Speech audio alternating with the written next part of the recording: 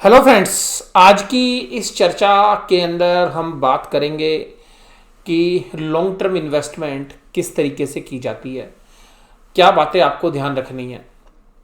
इसके अलावा बहुत सारे जो हमारे व्यूअर्स हैं वो कहते हैं कि सर लॉन्ग टर्म के अंदर वेल्थ क्रिएट करने वाले जो स्टॉक्स हैं उनको हम कैसे पहचानें। तो मैं आपको सबसे पहले यही बात बोलना चाहूँगा कि जब देखिएगा, जब लॉन्ग टर्म के अंदर आप इन्वेस्टमेंट की या वेल्थ क्रिएशन की बात करते हैं तो आपको जितने भी एनालिसिस्ट आपको मिलेंगे वो मोस्टली आपको यही बोलते हैं कि जो लॉन्ग टर्म के अंदर जो लार्ज कैप म्यूचुअल फंड्स हैं या जो ब्लू चिप म्यूचुअल फंड्स हैं, उन म्यूचुअल फंड्स के अंदर आप एक अच्छी वेल्थ क्रिएट कर सकते हैं। आपके रिस्क भी जो है डाइवर्सिफाई हो सकते हैं।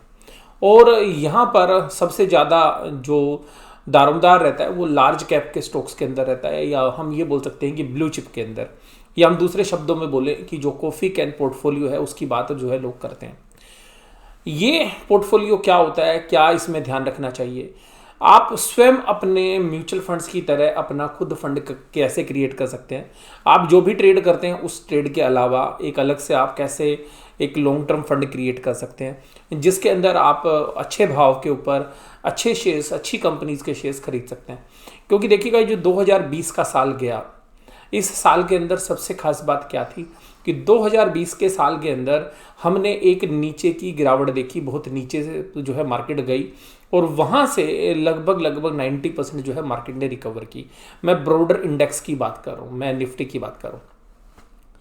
अब इस पूरी गिरावट के बाद जो है ऊपर जब तेजी हुई तो सबसे पहले जो पिकअप हुआ वो लार्ज कैप स्टॉक्स ने किया, और उसकी अगुवाई भी जो की वो रिलायंस इंडस्ट्रीज लिमिटेड ने की।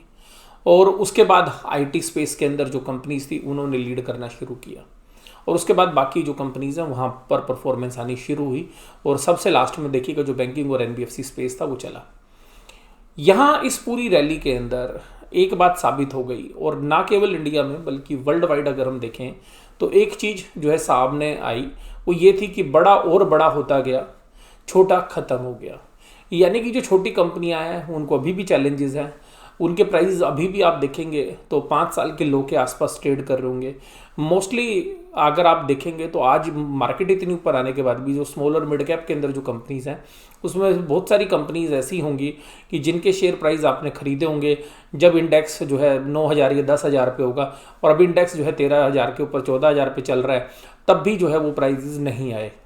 रीज़न इज़ वेरी सिंपल, क्योंकि वो जो शेयर्स हैं उनके अंदर से बहुत सारी जो कंपनीज हैं उनका वजूद ही नहीं है, वो पार्टिसिपेट ही नहीं कर रहे हैं इंडिया की ग्रोथ के साथ, या कुछ और रीजंस भी हो सकते हैं कि वो अभी लाइमलाइट के अंदर नहीं है। लेकिन अगर आप लार्ज कैप की बात करेंगे तो मोस्टली जो लार्ज कैप है, जो इंडेक्स शेयर्स हैं, उन्होंने काफ़ी अच्छी परफॉर्मेंस दी है। लेकिन उसमें भी अगर आप पीएसयू स्टॉक्स को देखेंगे जो इंडेक्स के अंदर है, तो वो अभी भी देखिएगा अपने 2016-17 के प्राइजेस के आसपास जो है वो ट्रेड कर रहे हैं मोस्टली अगर आप बात करें तो। और कुछ तो देखिएगा अभी जो है अपने 52 वीक लो से जो है थोड़ा ही उठे हैं, और अभी भी देखिएगा वो 2016-2017 के प्राइसेस से 50% जो है डिस्काउंट पे अभी भी आपको मिलते हुए नजर आ जाएंगे। तो ऐसे समय में ऐसा क्या है कि कैसे आप अपना फंड जो है लॉन्ग टर्म के लिए निवेश करें, क्योंकि बहुत सारी ऐसी कंपनीज हैं जो आपने लॉन्ग टर्म के लिए ली होंगी और उनके प्राइसेस आज देखेंगे आप तो वो आपको निराश कर रही होंगी। जैसे मैं स्पेशली पीएसयू स्टॉक्स की बात करूं, जिसमें आप देखिएगा ओएनजीसी का शेयर है या कोल इंडिया का शेयर है, या किसी ने आज से 5-7 साल पहले सन फार्मा भी लिया होगा तो सन फार्मा में कोई परफॉर्मेंस नहीं है, लुपिन ने भी अंडर परफॉर्म किया। तो आप बहुत सारे ऐसे शेयर्स देखेंगे, मार्केट इतनी ऊपर आ गई है लेकिन वो शेयर्स नहीं चले हैं। अब यहाँ पर ऐसे कौन से शेयर्स हैं जो आपको कॉफ़ी कैन पोर्टफोलियो बनाते वक्त ध्यान रखने हैं, या आप अपना खुद का एक अपना जो है एक लार्ज कैप म्यूचुअल फंड्स जो है बना सकते हैं। ये वो स्टॉक्स होंगे जो आपकी इन्वेस्टमेंट से या जो नॉर्मल ट्रेडिंग पैटर्न है उससे दूर रहेंगे। यहाँ पर आप एक्यूमुलेशन जो है लंबे समय के हिसाब से करेंगे। तो कौन सी ऐसी बातें हैं वो आप ध्यान रखेंगे। तो मैं सबसे पहले आपको ये बोलूँगा कि आप जाके सबसे पहले देखिएगा कि जो लार्ज कैप के म्यूचुअल फंड्स हैं उनमें कौन सी होल्डिंग्स हैं। तो आप जहाँ पर भी उन होल्डिंग्स को देखने के लिए जाओगे तो आपको कुछ चुनिंदा नाम मिलेंगे, मैं आपको उनके नाम बता देता हूँ। देखिएगा, जब भी आप किसी भी लार्ज कैप म्यूचुअल फंड्स को देखेंगे तो आप कुल मिलाकर जो टॉप 10 होल्डिंग्स हैं वो उसमें से 4 से 5 शेयर्स आपको सारे म्यूचुअल फंड्स में सेम मिलेंगे। मैं आपको कुछ नाम आपको बता रहा हूँ, ध्यान से सुनिएगा। जैसे कि एनबीएफसी स्पेस के अंदर आपको एचडीएफसी लिमिटेड जो है बड़ा पॉपुलर प्ले मिलेगा, बजाज फाइनेंस और बजाज फिनसर्व। ये 3 कंपनियां आपको एनबीएफसी स्पेस के अंदर, अगर आप किसी भी लार्ज कैप फंड को लोगे तो एक कंपनी आपको जरूर से जरूर वहाँ पे नजर आएगी। बैंक्स के अंदर अगर बात करोगे तो 3 बैंकों के अंदर जो है होल्डिंग जरूर से जरूर मिलेगी आपको, या तो एचडीएफसी बैंक होगा, या कोटक बैंक होगा, या आईसीआईसीआई बैंक होगा। और इन तीनों में से एक बैंक जो है आपको उनके पोर्टफोलियो में नजर आएगा। एफएमसीजी के अंदर देखेंगे तो आपको एचयूएल जो है सबसे अच्छे चांसेस है, आईटीसी या आपको जो है डाबर जैसी कोई कंपनी आपको नजर आएगी। इसी तरीके से या नेस्ले आपको नजर आ सकती है। इसी तरीके से अगर आप इसी स्पेस में और भी कंपनी ढूंढने जाओगे तो ब्रिटेनिया आपको नजर आ सकती है। पेंट्स के अंदर आपको एशियन पेंट्स ही नजर आएगा, या आपको बर्जर नजर आ सकता है। मोस्ट प्रोबेबली एशियन पेंट्स नजर आएगा। इसी तरीके से आप दूसरे स्पेस में जाने की कोशिश करोगे तो रिफाइनरी या टेलीकॉम के अंदर आपको भारतीय एयरटेल या रिलायंस इंडस्ट्रीज आपको वहाँ पे नजर आएगी। आईटी के अंदर अगर आप जाओगे तो टीसीएस इन्फोसिस जो है आपको नजर आएंगी वहाँ पर। तो ये जो बड़ी कंपनीज हैं वो नजर आएंगी। ऑटो के अंदर आप देखेंगे तो Bajaj auto, hero Honda, Maruti, ये आपको जो है इनमें से कोई एक कंपनी नजर आ जाएगी। तो ये जो कंपनियां मैंने आपको बताई, आप ये देखिएगा मोस्टली म्यूचुअल फंड्स के अंदर है। इनके पी रेशियोज को जो है मार्केट देख नहीं रही है, नज़रअंदाज कर रही है, या वो आगे ग्रोथ में जो है कन्वर्ट हो जाएंगे। तो मार्केट में आप यहाँ देखिएगा इन में से कुछ कंपनीज में अभी भी आपको ऐसा लगेगा कि ये इंडिया की ग्रोथ के हिसाब से अंडर वैल्यूड कंपनीज है, लेकिन वो अभी आपको नहीं पता चलेगी। आप उसको 2 या 3 साल बाद देखेंगे तो आपको यही भाव जो है सस्ते नजर आएंगे। रीज़न ये कि इनकी परफॉर्मेंस क्या होने जानी है। लेकिन आप यहाँ देखिएगा इंडिया की जो मोस्टली म्यूचुअल फंड्स हैं उनके अगर लार्ज कैप फंड्स को आप देखेंगे तो जो मैंने नेम आपके साथ जो है सजेस्ट किए, इनमें से आप देखिएगा किसी भी फंड हाउस को देखिएगा, किसी भी फंड हाउस की किसी भी लार्ज कैप स्कीम्स को देखिएगा, इनमें से आपको जो है शेयर्स जरूर से जरूर मिलने वाले हैं।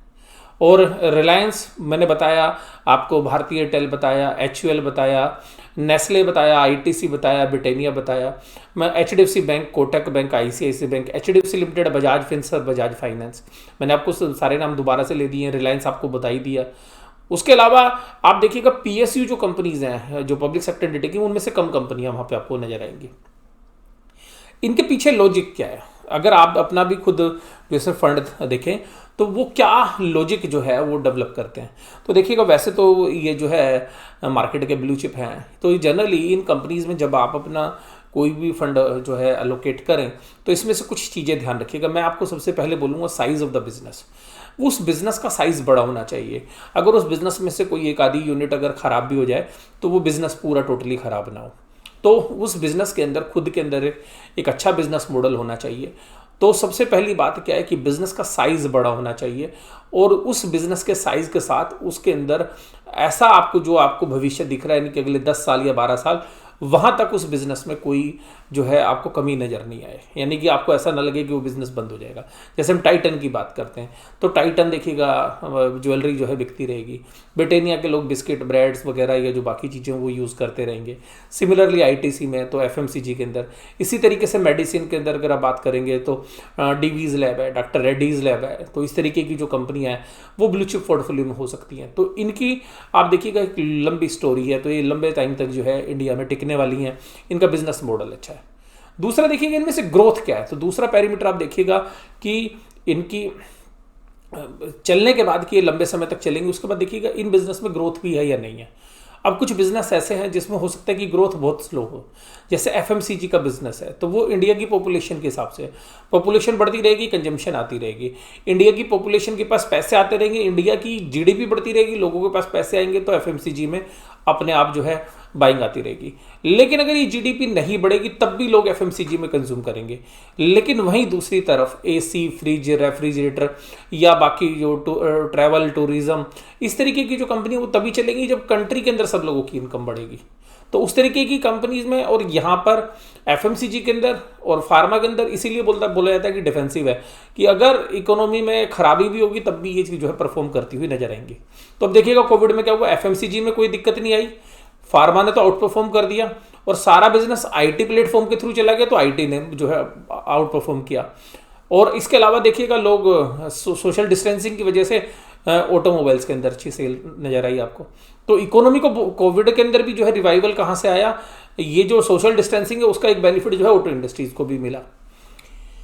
अब यहाँ पर क्या ये बिजनेस लंबे समय तक मिलता रहेगा बेनिफिट, ये अब आपने देखना है। तो जो चीज़ें लंबे समय तक चलती रहेंगी, जैसे ऑटोमोबाइल्स में है या हीरो होंडा की बात करें, तो अगर बाइक्स नई तो वो बेचेंगे बेचेंगे, लेकिन जो लोग उन्होंने पुरानी बाइक्स ले रखी हैं वो भी क्या होती है, यूजफुल लाइफ क्या होती है, 10-12 साल होती है मशीनरीज की, मोटर बाइक्स की, तो वो जो है रिप्लेसमेंट मार्केट भी बहुत बढ़ेगी। तो ऐसे बिजनेस में आपको नजर आ रहा है कि लॉन्जिविटी भी है, वो बिजनेस लंबे समय तक भी चलने वाले हैं।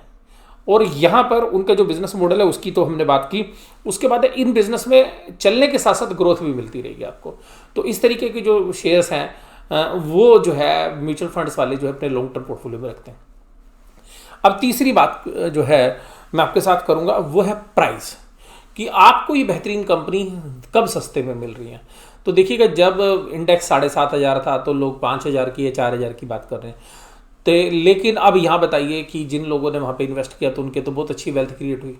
हालांकि मैं भी स्पेशली जो है बैंकिंग और एनबीएफसी में जो है मुझे लग रहा था कि जो है यहाँ पे पेन रहेगा, लेकिन मार्केट ने देखिएगा वो उसको भी जो है नज़रअंदाज किया है, और मार्केट में ने वहाँ पर भी कुछ ऐसे चीज़ें देखी हैं कि उनको वहाँ पे पॉजिटिव चीज़ें नज़र आ रही हैं। हालांकि ब्रॉडर मार्केट में मोस्टली एनालिसिस और जो भी मीडिया में खबरें थी या जो वास्तव में ग्राउंड रियलिटी है वो वहाँ पे हो सकता है कि उतनी अच्छी पोजीशन नहीं थी, लेकिन लोग ये कह रहे हैं कि चलो 1 या 2 साल बैंकों में प्रॉब्लम हो सकती है लेकिन लॉन्ग टर्म मॉडल तो ख़राब नहीं होने वाला। तो उस तरीके से देखेंगे तो आप फंड मैनेजर्स ने जो है वहाँ पर भी बाई किया होगा, या जो बड़े फंड मैनेजर के साथ जो एफआईज है उनकी बाइंग हो रही होगी। तो यहाँ पर ये चीज़ है कि जब प्राइस आपको इन बिजनेस के सस्ते मिले तो लोगों ने नीचे के प्राइस पर इनको भी अक्यूमुलेट किया, और एक लॉन्ग टर्म होरिजन के हिसाब से आपको बजाज फाइनेंस या बजाज फिनसर्व या एचडीएफसी बैंक या आईसीआईसीआई बैंक या आप कोटक बैंक जो है लोगों ने नीचे के भाव पे भी खरीदे। और हो सकता है कि अभी ट्रेडिंग पैटर्न है, हो सकता है कि आपको ये थोड़ा बहुत और नीचे मिल सकते हैं रिजल्ट के बाद, लेकिन जो लोग एसआईपी मोड में इन्वेस्ट करते हैं तो उनका एवरेज अपने आप ही बहुत बढ़िया हो जाता है।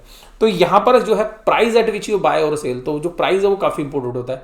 एक अच्छी कंपनी आपको सही भाव पे मिल जाए वो सबसे ज़्यादा इंपॉर्टेंट होता है।